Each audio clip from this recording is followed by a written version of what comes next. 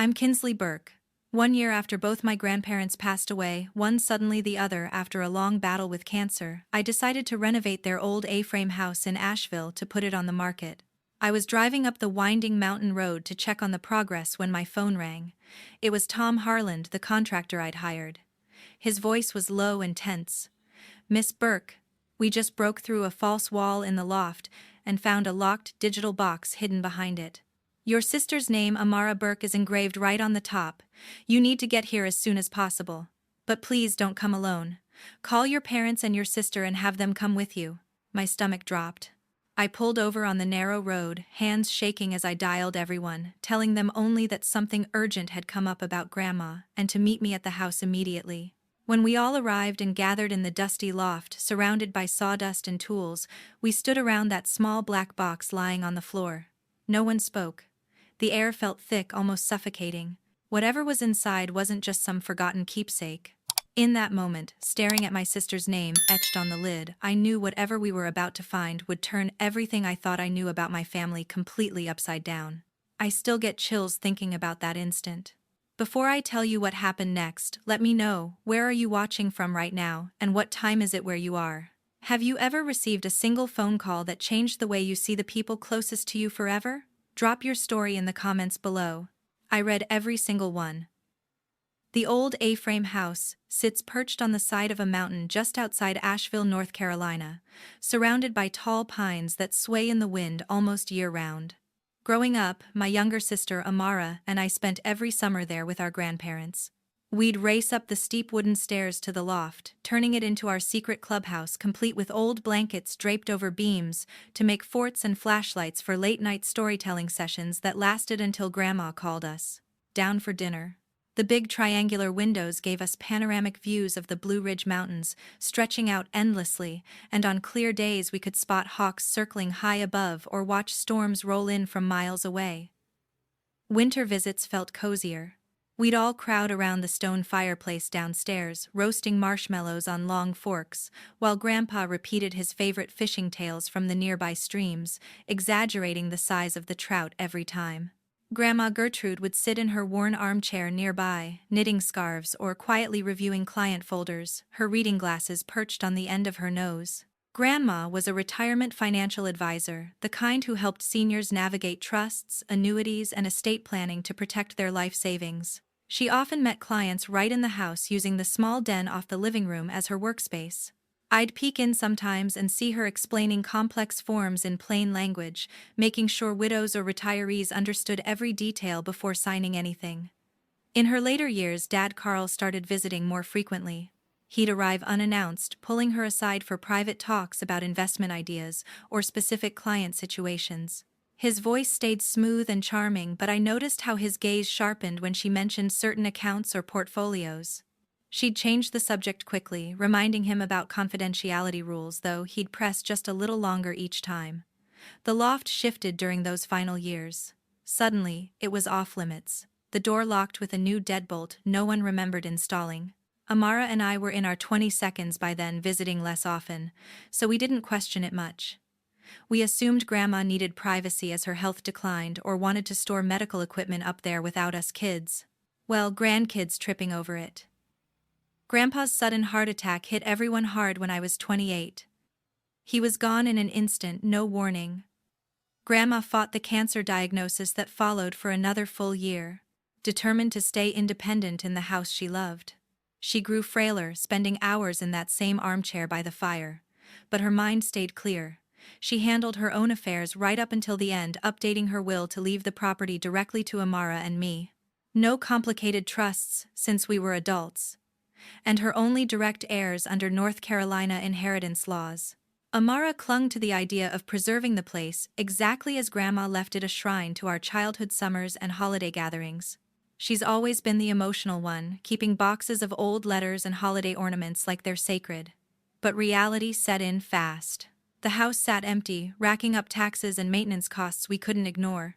I'd built a steady marketing career in Charlotte, a solid 3-hour drive southeast through the mountains, and was saving for stability. Amara, teaching preschool near Asheville, struggled more post. Divorced single mom life on a modest salary. Renting a cramped apartment that barely fit her and the kid, Letting the property deteriorate felt irresponsible. I pushed for renovation update the loft into an airy modern space with skylights and polished beams to appeal to buyers seeking that rustic chic vibe popular in the area. Selling would split the proceeds fairly, giving her breathing room for debts or a small home and me a boost toward my own goals. That's how Tom Herland's team got the job. His company specializes in mountain homes dealing with steep roofs, humidity damage, and those tricky A-frame angles that regular contractors botch. We walked through together, initially mapping priorities, starting with the loft for maximum impact on listings. The crew began a few weeks prior, stripping old paneling and prepping for new drywall. During that visit, I spotted Grandma's armchair still tucked in the loft corner, fabric faded but intact. The side drawers showed faint pry marks around the lock scratches that hadn't been there before. She'd once casually mentioned misplacing a few unimportant papers amid treatment side effects, brushing it aside when I asked. It seemed minor than just another quirk of her declining health. Heading up the mountain that morning for a routine check, excitement mixed with bittersweet feelings. The house embodied joy and loss. Intertwined lazy summer days, chasing fireflies, Thanksgiving dinners with extended family, quiet evenings, listening to records on Grandpa's old player. Renovating meant erasing some traces, but keeping it vacant honored no one. Amara reluctantly agreed, understanding the finances. Practicality won out. If only I'd known the crew's work would uncover far more than structural issues or cosmetic fixes. I couldn't wait for the others. The moment Tom hung up, I floored it the rest of the way up the mountain tires, gripping the sharp curves as leaves whipped past the windows. My mind raced faster than the car. Why my sister's name on a hidden box? Why the urgency in his voice? Why insist on bringing the whole family? By the time I pulled into the gravel driveway, the crew had cleared out of the loft to give me space. Tom met me at the bottom of the stairs, handed me gloves, and pointed upward without a word. Dust hung thick in the slanting light from the triangular windows, sawdust crunching under my boots as I climbed alone. The box sat on a tarp in the middle of the exposed beams, matte black, with a small digital keypad glowing faintly. It looked expensive, out of place among the rough pine and insulation scraps. Tom had wiped it clean, revealing the engraving on the lid, Amara Burke, in simple block letters. No date, no other marking. My hands trembled as I knelt beside it. Digital safes like this usually lock out after 3 wrong attempts. Sometimes wiping contents permanently, standard security feature for protecting sensitive documents. I knew Grandma had upgraded her home security in her last years, citing identity theft concerns among her elderly clients. First try her birthday. Red light beep.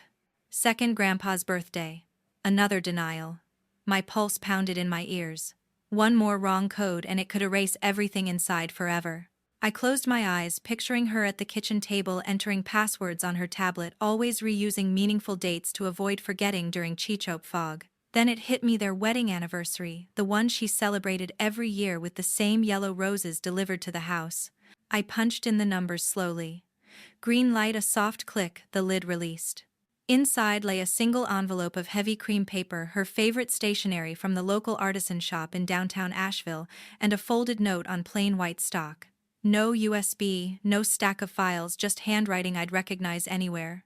The envelope was addressed simply for Kinsley or Amara. Open only if I'm gone. The seal had yellowed slightly, tape brittle from time. I sat cross-legged on the cold plywood subfloor, wind whistling through gaps in the unfinished walls, and carefully slid it open. The letter spanned 3 pages in her distinctive, neat script, though shakier toward the end, ink occasionally smudged, as if written in bursts between pain medication doses. My dearest granddaughters, if you're reading this, I didn't make it long enough to handle things myself. I've suspected for many months that your father Carl has been doing something terribly wrong with some of my clients' retirement funds. It started small, odd questions about accounts pushing for introductions to wealthier seniors. Then discrepancies appeared in statements I reviewed for friends. Money moved in ways that didn't add up, always routed through entities I couldn't trace quickly. The worst part, every suspicious transaction I've found so far ties back to information only available under Amara's name. Her social security number, old addresses, even forged signatures that look disturbingly close to hers. I don't yet have ironclad proof of how deep this goes or exactly how he's managing it, but the pattern is clear enough to terrify me. If authorities ever investigate, Amara would be the first person flagged because everything points to her identity. I've been gathering what I can print outs call logs, bank alerts, but my strength is fading faster than expected. The second sheet has login details for a secure cloud folder where I've uploaded copies. A colleague is helping me keep it updated when I can't. Use it carefully. Please, whatever you do, protect your sister. Don't let her take the fall for something she knows nothing about. I wanted to confront Carl, directly force the truth, but the cancer won that race. I'm so sorry I couldn't finish this for you both. All my love forever, Grandma Gertrude. The words blurred as tears welled up. She'd carried this alone, shielding us while her body failed. Guilt, anger, confusion crashed together. How long had she known? Why not tell me sooner? What exactly had Dad done? The wind picked up outside, rattling loose shingles on the roof, mirroring the storm starting inside me. I folded the letter, fully slipped the cloud credentials into my pocket, and sat there on the dusty floor, staring at the empty box that had just shattered the foundation of everything I thought I understood about our family. The drive back to Charlotte felt endless, the mountain roads giving way to interstate traffic as dusk settled in. My mind replayed Grandma's words over and over. The shaky handwriting, the unfinished suspicions, the plea to protect Amara. By the time I unlocked my apartment door in the uptown high-rise, exhaustion mixed with dread, I set the letter on the kitchen table, poured a glass of water, and opened my laptop. The cloud login credentials stared back from the folded note, a simple URL and password combining her wedding anniversary with a phrase she'd always used for secure files. Secure Nest 1958. Logging in took seconds. The dashboard loaded slowly, a basic service she'd likely set up with help. Nothing fancy, just a folder labeled for family review. No polished organization here. Files scattered like she'd uploaded them in haste between doctor appointments and rest periods. Several were corrupted videos cut off mid-sentence scans, pixelated from shaky hands or poor lighting. Clearly her illness had made the process grueling. Chemo sessions left her too weak for long tech sessions. First folder held scanned handwritten notes from client meetings. Pages dated over the past 3 years showed her meticulous style, client names, retirement amounts, investment types, but red flags jumped out, certain accounts missing from her official records, cross-reference to online banking portals she'd accessed. One entry noted a widow's $500,000 nest egg transferred to an unfamiliar LLC. Another mentioned a retired couple's annuity cashed out prematurely, funds routed through a shell account. Deeper in came bank screenshots blurry from phone photos taken in dim rooms. Transfers traced back to accounts bearing Amara's full name and social security number, forged signatures, visible even in low res. Her maiden name misspelled once, like a sloppy attempt. The pattern emerged. Small diversions at first, building to larger sums over time. Grandma had annotated some with sticky note scans. Why Amara's info client denied authorizing. Then the audio files, short video call recordings time-stamped during her final months. Lois Cole, her longtime colleague from the financial advisory firm downtown, must have guided the setup. The files used a secure app for remote recording, probably to avoid detection. I clicked the first one. Grandma appeared on screen, pale and frail in her hospital bed set up at home. Voice weak but probing. "Carl, about Mrs. Harlan's account, the one you recommended to her son. She says funds vanished." "Explain again." Dad's face filled the other half home office background with his golf trophies. He laughed it off at first. "Mom, you're mixing things up with the meds. I just advised on diversification," but she pressed, figning confusion from painkillers. "The routing shows Amara's details. Why her SSN?" He hesitated, then slipped. "It's nothing, just a placeholder account for routing. She doesn't need to know." The call cut abruptly. File incomplete. Another recording weeks later. Grandma listing specific transfers. Dad grew defensive. "Those clients trusted me through you. It's business." A pause, then his voice lowered.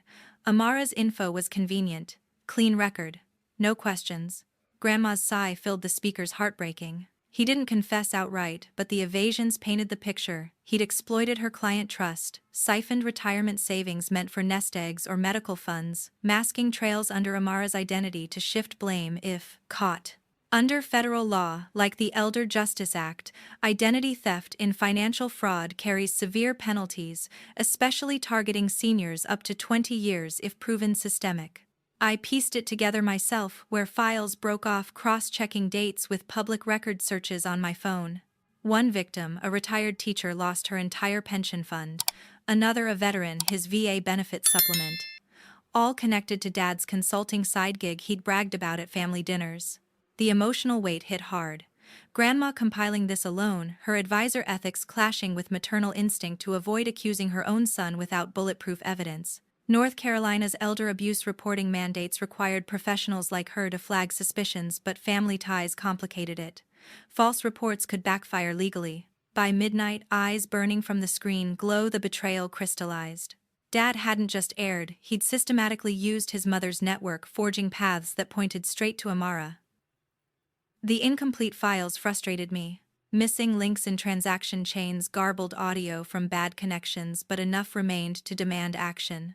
Lois's involvement made sense now.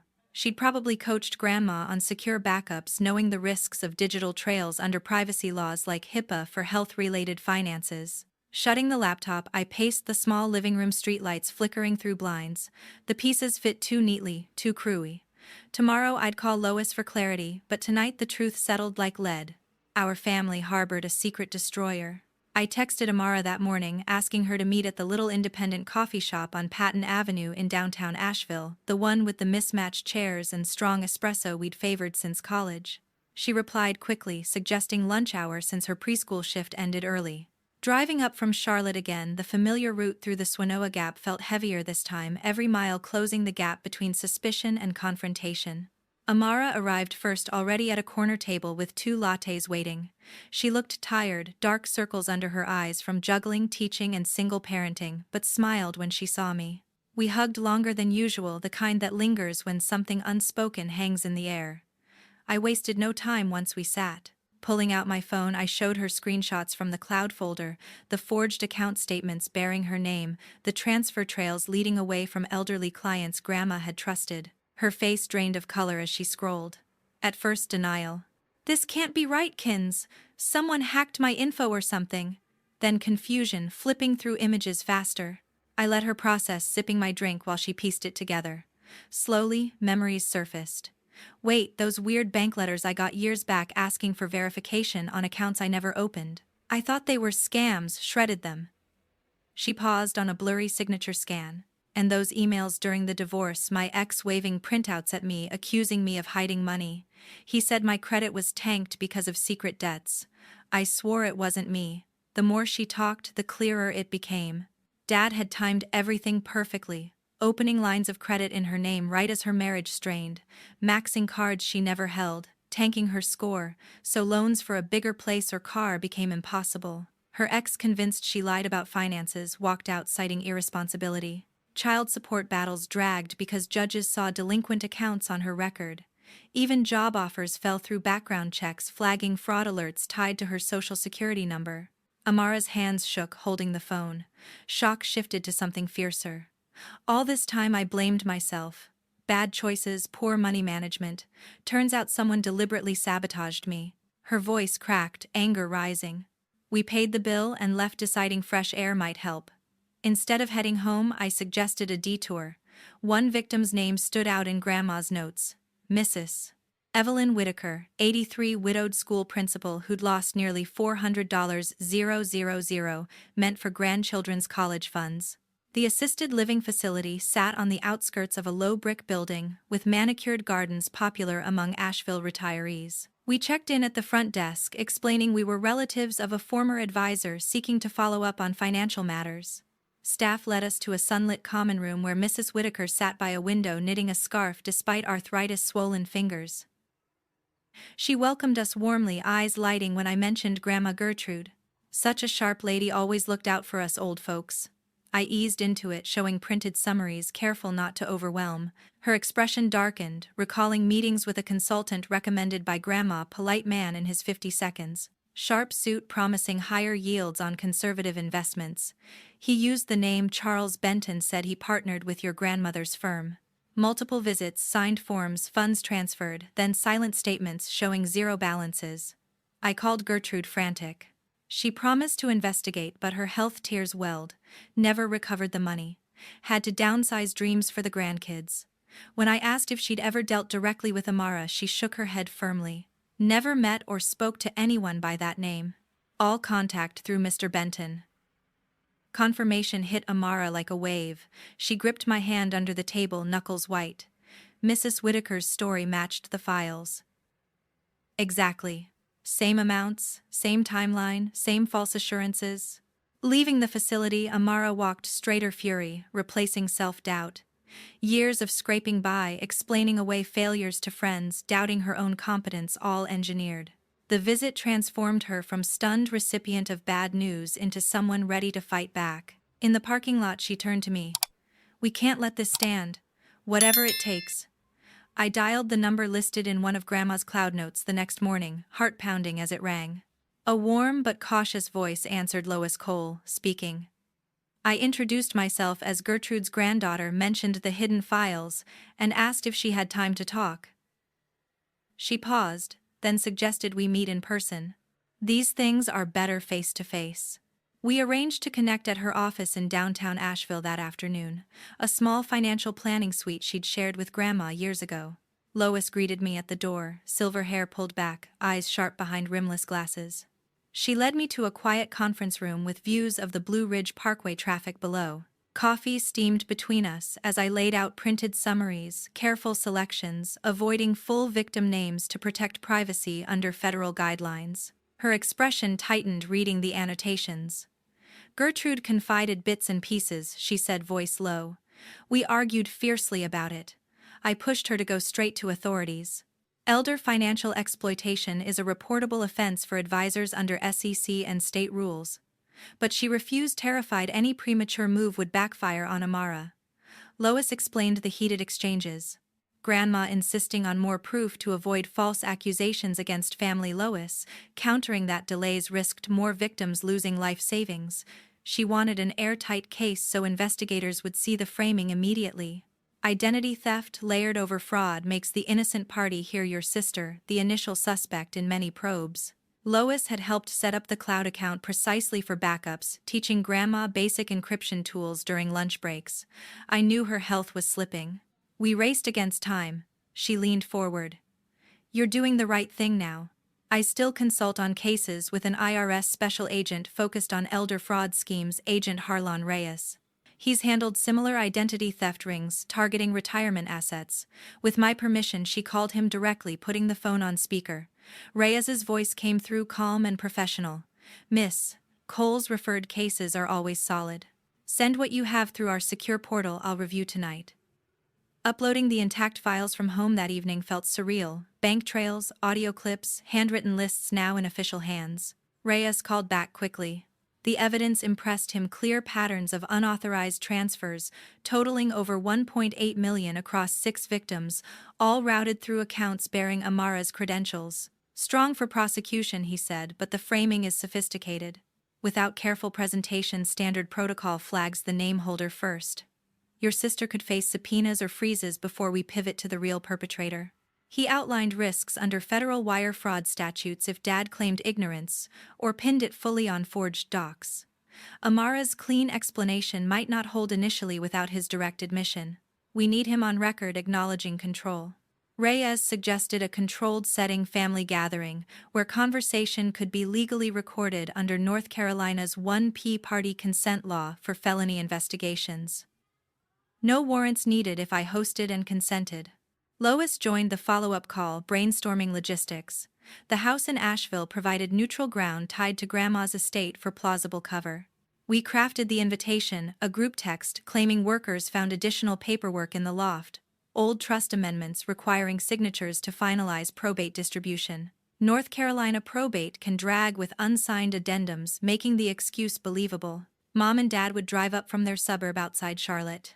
Amara lived close enough for a day trip. Reyes coached subtlety, keep discussion, natural steer toward Grandma's client concerns without accusation. Let Dad fill silence's backup audio via my phone in plain sight. No hidden devices to avoid interception laws. Agents would monitor remotely, ready to intervene if escalation warranted safety protocols. The plan crystallized over hours. Arrive early, position seating for clear recording. Have escape phrases if tension spiked. hanging up relief mixed with nerves. Lois squeezed my hand. Gertrude would be proud you're finishing what she started. Stakes felt immense justice for victims' protection for Amara. Confrontation with the man who'd raised me. But delay wasn't an option.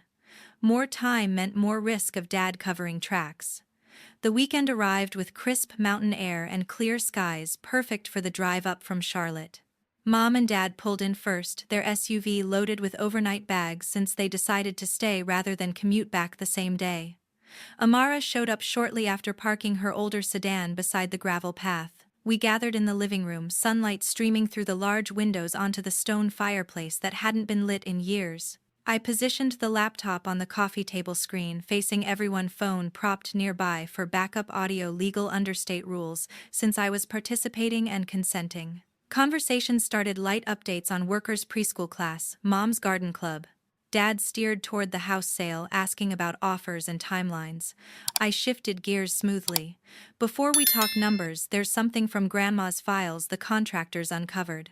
It involves her old clients. I opened the compiled audio playlist, volume moderate so words carried clearly.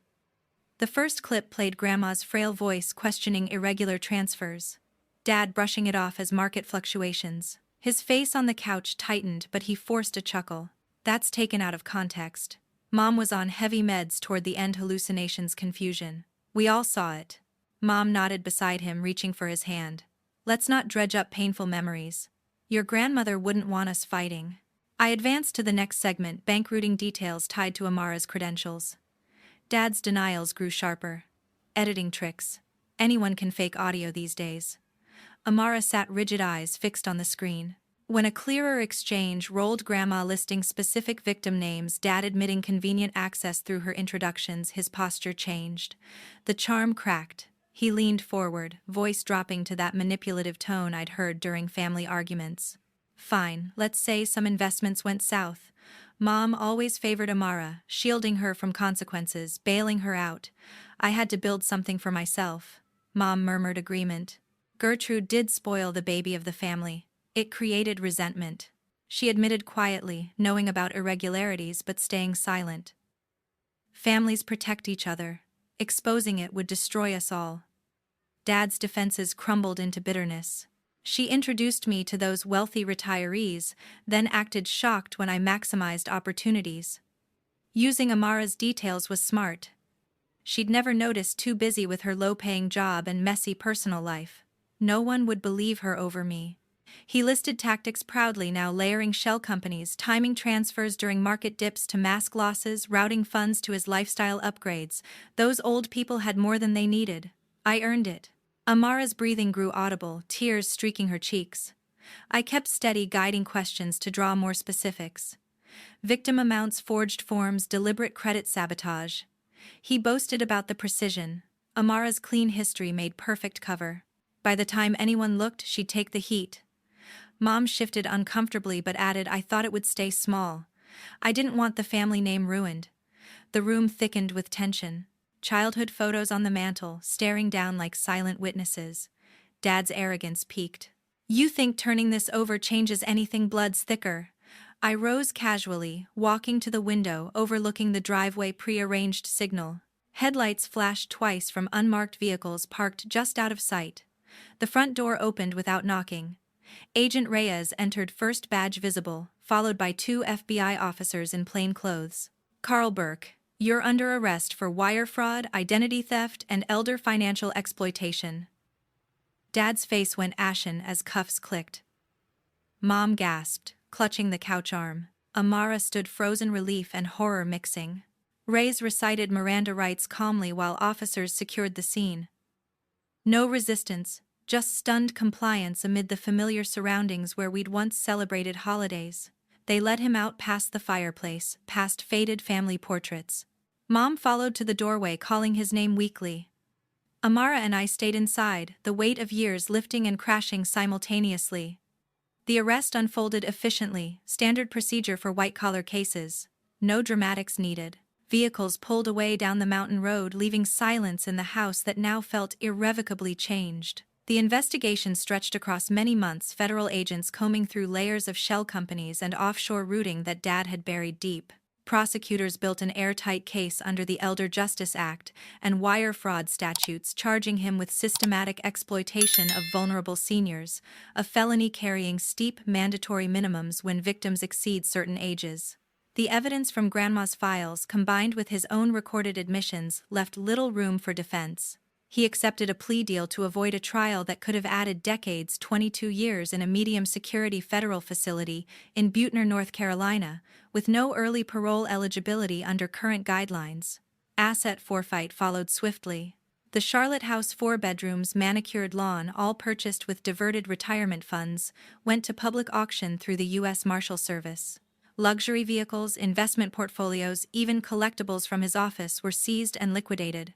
Proceeds covered restitution first. Nearly 88% returned to the 6 victims' averages in the hundreds of thousands each. Misuse. Whitaker received enough to restore her grandchildren's college funds and cover long-term care upgrades. Others rebuilt depleted nest eggs, some moving from worry about basics to modest security again. The government process dragged, but fairness prevailed. No full recovery, yet substantial justice. Mom chose loyalty to the end. She sold what little remained in her name, downsized to a small apartment near the prison, and attended every visitation allowed.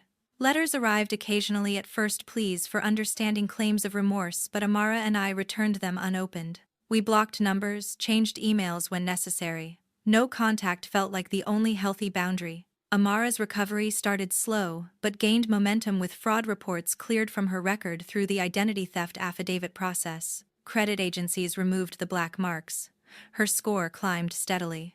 Within 18 months she qualified for a modest FHA loan on a 3-bedroom ranch in a quiet Raleigh suburb, close enough for sister support, far from old ghosts. Teaching preschool brought renewed purpose. Parents noticed her confidence, leading to a coordinator role with better pay and benefits. I shifted jobs too, taking a remote marketing position that let me relocate nearby. Weekends filled with helping her unpack painting rooms, building routines free from past shadows.